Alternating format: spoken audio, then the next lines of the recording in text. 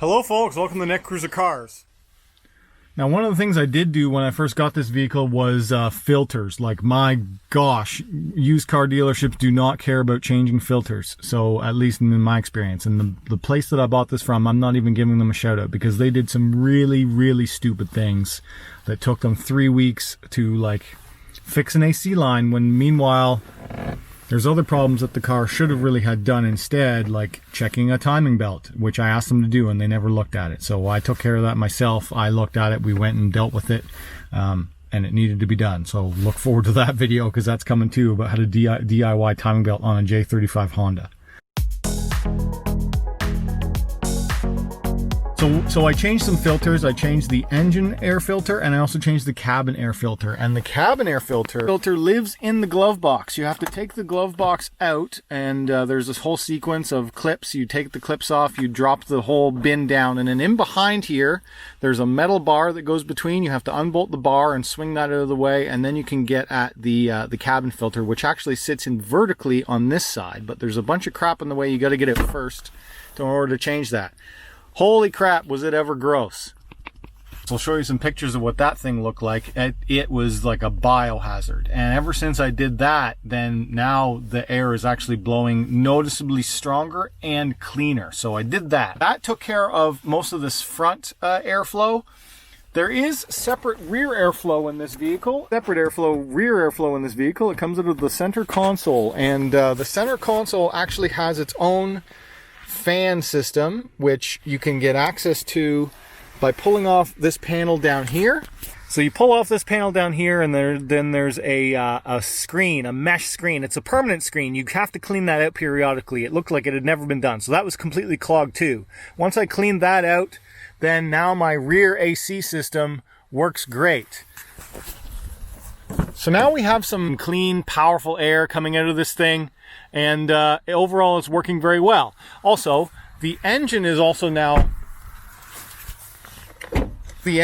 breathing much better because they put in a new engine air filter, which I got off Amazon. Same with the cabin filter. So that's been replaced. Just did some minor engine cleanup work. I've just been treating all of the rust with lubrication spray.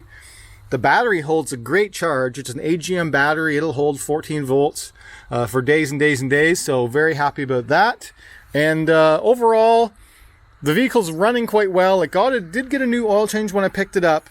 I do think I need to get my transmission fluid done, which I'm going to buy the special Honda fluid. I also want to get some of the other specialty Honda fluids for doing the rear differential. So there's a rear VTM4 fluid for the rear diff, and I want to get the proper Honda transmission fluid, which is the ATF DW1 synthetic Honda fluid.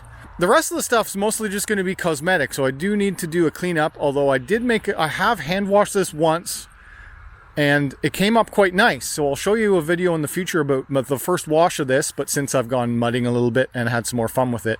Running boards just need some paint work and cleanup. The tires are actually in pretty good shape. These have pretty thick treads on them for being a used car. I did do well on the tires, and overall the entire purchase of this thing I did very well for money. I got this whole thing certified on the road for $4,000 Canadian, which is like $3,000 US. I think that's amazing for what this is and how well it runs and what it can do. So I'm happy with it because it has real four-wheel drive. It's got plenty of ground clearance. It's going to be a fun little truckster project. So I have plans to make this a little bit more off-roady, a little bit more overlander, and as well as a temporary car camper. So yeah, that's the project for the Honda Pilot. It's going to be like an overland single-person camper vehicle that I use when I go on my RC racing trips. And if you're interested in RC racing, go to youtube.com/netcruzer. I'm going to put all of my RC stuff on there. Right now, it does have everything. It had RC tech and cars. So if you're watching on here, this is going to be the new car channel. So in my personal car fleet, I have a 2007 Honda Pilot. I have a 2018 Golf R. And I have a 1982 Volkswagen Vanagon Westfalia air-cooled. All right, guys. So thanks for watching. If you enjoyed this video, hit that like button. If you're new on here, subscribe. If you want to talk to me, leave a comment down below. And as always, thanks for watching. Upcoming videos, first wash on this, timing belt change on this, video about all the things that are wrong with this, and then more stuff about the Golf R.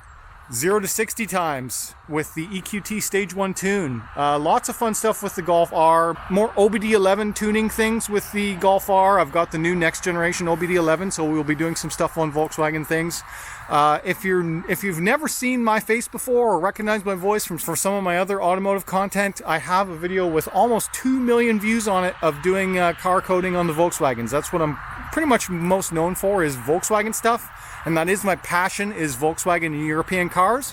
But this thing, I couldn't say no to the cheap Honda. So if you like that stuff, hit subscribe, because I'm going to be making more content about all of the DIY and programming and upgrading stuff that I can do on the Honda, as well as my Volkswagens.